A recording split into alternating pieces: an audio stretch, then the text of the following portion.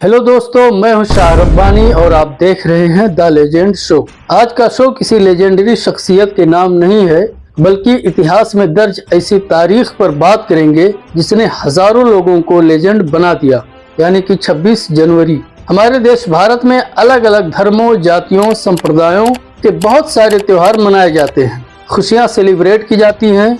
लेकिन 26 जनवरी, 15 अगस्त और 2 अक्टूबर ऐसे त्योहार हैं जिन्हें भारत के सभी लोग मानते और मनाते हैं। आज हम जानेंगे कि 26 जनवरी की अहमियत क्या है, 26 जनवरी कब से मनाई जा रही है और क्यों मनाई जा रही है, भारत के इतिहास में इस तारीख की क्या अहमियत है। दोस्तों, ये तो लगभग सभी जानते हैं कि 26 जनवरी 1950 को हमारा संविधान लागू हुआ, लेकिन 26 जनवरी को ही क्यों लागू हुआ संविधान और क्या क्या हुआ 26 जनवरी को, आज इसी की छानबीन करेंगे। और हाँ, चैनल को सब्सक्राइब जरूर करें जो कि बिल्कुल फ्री है, और अच्छा लगे तो वीडियो को लाइक, कमेंट और शेयर जरूर कर दें। तो चलिए शुरू करते हैं। दरअसल जवाहरलाल नेहरू की अध्यक्षता में कांग्रेस के लाहौर अधिवेशन में पहली बार पूरी आजादी या कहें पूर्ण स्वराज की शपथ ली गई।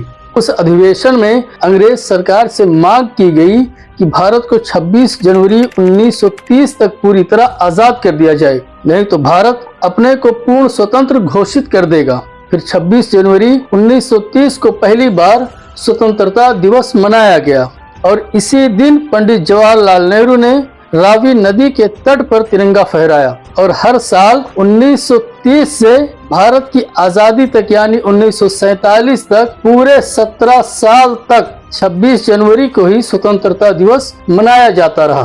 खैर, 15 अगस्त 1947 को बड़ी कुर्बानियों के बाद देश तो आजाद हो गया। आजादी तो जरूर मिल गई, मगर अपना संविधान न होने की वजह से भारत का शासन 29 महीनों तक ब्रिटिश पार्लियामेंट के जरिए पास भारत सरकार अधिनियम 1935 और भारत स्वतंत्रता अधिनियम 1947 के हिसाब से चलता रहा। लेकिन ऐसा भी नहीं है कि हमारे नेताओं को अपने संविधान की फिक्र नहीं थी। संविधान सभा बनाने का प्रस्ताव सबसे पहले 1934 में M.N. रॉय ने पेश किया। इसी के साथ संविधान लिखने के लिए जद्दोजहद तेज होती गई और 9 दिसंबर 1946 को संविधान सभा बनाने के लिए एक बैठक हुई, जिसमें भारतीय नेताओं और अंग्रेज कैबिनेट मिशन ने हिस्सा लिया। इस संविधान सभा के कुल 389 मेंबर डिक्लेयर किए गए, जिसमें 292 नुमाइंदे ब्रिटिश प्रांतों, 4 चीफ कमिश्नर और 93 नुमाइंदे देशी रियासतों के थे। कुल 389 मेंबर्स में से सूबों के लिए 296 मेंबरों के लिए इलेक्शन हुए, जिसमें कांग्रेस के 208, मुस्लिम लीग के 73 और 15 और दूसरी पार्टियों और निर्दलीय उम्मीदवारों को मिले। संविधान सभा के अध्यक्ष डॉक्टर राजेंद्र प्रसाद थे। हैदराबाद रियासत के नुमाइंदों ने संविधान सभा में हिस्सा नहीं लिया था। संविधान सभा में 12 औरतें, 33 अनुसूचित जाति, 213 सामान्य, 4 सिख और 79 मुस्लिम मेंबर थे। भारत के आजाद हो जाने के बाद बाकायदा संविधान सभा का ऐलान हुआ और इसने अपना काम 9 दिसंबर 1947 से शुरू कर दिया। संविधान सभा के मेंबर भारत के राज्यों की सभाओं के निर्वाचित सदस्यों के द्वारा चुने गए थे। डॉक्टर भीमराव अंबेडकर, जवाहरलाल नेहरू, डॉक्टर राजेंद्र प्रसाद, वल्लभ भाई पटेल, मौलाना अबुल कलाम आजाद इस सभा के खास मेंबरों में से थे। संविधान बनाने के लिए कुल 22 कमेटियां थीं, जिसके अलग अलग अध्यक्ष भी थे। लेकिन उन कमेटियों में से सबसे मेन और अहम ड्राफ्टिंग कमेटी थी, जिसके अध्यक्ष डॉक्टर भीमराव अंबेडकर थे और इस कमेटी को कंप्लीट संविधान लिखना या बनाना था। ड्राफ्टिंग कमेटी ने और उसमें खास तौर से अंबेडकर जी ने 2 साल 11 महीने 18 दिन में भारतीय संविधान का निर्माण किया और संविधान सभा के अध्यक्ष डॉक्टर राजेंद्र प्रसाद को 26 नवंबर 1949 को भारत का संविधान सुपुर्द किया। इसलिए 26 नवंबर को भारत में संविधान दिवस मनाया जाता है। लेकिन ये इतना आसान भी नहीं था। संविधान सभा में संविधान निर्माण के समय 114 दिन बैठक की गई। बहुत सारे सुधारों और बदलावों के बाद सभा के 284 मेंबरों ने 24 जनवरी 1950 को संविधान की हाथों से लिखी गई 2 कॉपियों पर दस्तखत किए। इसके 2 दिन बाद यानी 26 जनवरी 1950 को ये देश भर में लागू हो गया।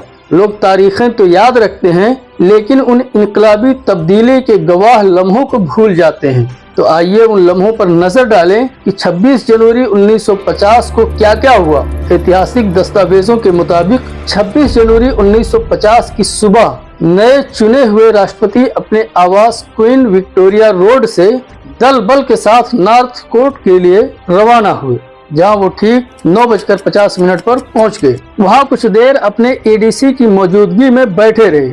उसी दौरान गवर्नमेंट हाउस के दरबार हॉल में भारत और दूसरे मुल्कों के मेहमान पहुंचने लगे। उसी वक्त ठीक 10 बजे राष्ट्रपति की पत्नी श्रीमती राजवंशी देवी और खानदान के दूसरे लोग भी दरबार हॉल में पहुंच गए।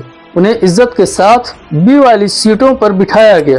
ठीक 10:12 पर गवर्नर जनरल सी राजगोपालाचारी राष्ट्रपति राजेंद्र प्रसाद के साथ नॉर्थ कोर्ट पहुंचे और 1 मिनट के अंदर दरबार हॉल की सीढ़ियों पर पहुंच गए। वहां से प्रधानमंत्री पंडित जवाहरलाल नेहरू ने दोनों का स्वागत किया और दोनों वीआईपी लोगों को उनकी सीटों तक ले गए। दरबार हॉल की सीढ़ियों के ऊपर से एडीसी के प्रोसेशन की शक्ल में दोनों हस्तियां साथ साथ एक दूसरे के बगलगीर होकर आगे बढ़े। उनके पीछे पंडित जवाहरलाल नेहरू, सरदार वल्लभ भाई पटेल और मौलाना अबुल कलाम आजाद वगैरह चल रहे थे। स्टेज पर पहुंचते ही गवर्नर जनरल ने दाईं वाली और राष्ट्रपति ने बाईं वाली कुर्सी संभाल ली। उसके बाद 10:15 पर बैंड की धुन के साथ राष्ट्रगान शुरू हुआ और फौरन बाद दरबार हॉल के दरवाजे बंद कर दिए गए। वक्त का पहिया पल पल घूमता रहा और ठीक 10:18 पर गवर्नर जनरल ने नए संप्रभुता संपन्न गणराज्य के जन्म की घोषणा करने के साथ ही संविधान सभा का वो पत्र पढ़ा जिसमें पहले राष्ट्रपति के नाम का ऐलान किया गया था। ऐलान करने के तुरंत बाद गवर्नर जनरल ने नए राष्ट्रपति को दाईं वाली सीट पर बैठने की दरखास्त की और खुद बाईं तरफ की सीट पर बैठ गए। उसके बाद चीफ जस्टिस हरिलाल जे किशुनदास कानिया आगे बढ़े और उन्होंने राष्ट्रपति को पद और गोपनीयता की शपथ दिलाई। इसके बाद दरबार हॉल के दरवाजे खोल दिए गए। इसके साथ ही गवर्नर जनरल का झंडा उतार कर भारत का झंडा फहराया गया। इन रस्मों को पूरा होने के बाद राष्ट्रगान खत्म होते ही 21 तोपों की सलामी दी गई। 10:28 पर गार्ड ऑफ ऑनर की रस्म खत्म होते ही नए राष्ट्रपति ने अपना छोटा सा भाषण दिया। राष्ट्रपति के भाषण के बाद होम सेक्रेटरी आगे बढ़कर राष्ट्रपति से इजाजत मांगी कि क्या राष्ट्रपति का ओहदा संभालने का ऐलान सरकारी गजट में छापकर उसे भी सभी जगह फैला दिया जाए। दोस्तों 10:35 पर होम सेक्रेटरी ने राष्ट्रपति की इजाजत लेकर शपथ ग्रहण समारोह को खत्म करने का ऐलान किया और राष्ट्रपति के साथ गवर्नर जनरल एक जुलूस की शक्ल में दरबार हॉल से बाहर चले गए और उत्तरी गलियारे से ऊपरी बरामदे में ले जाए गए।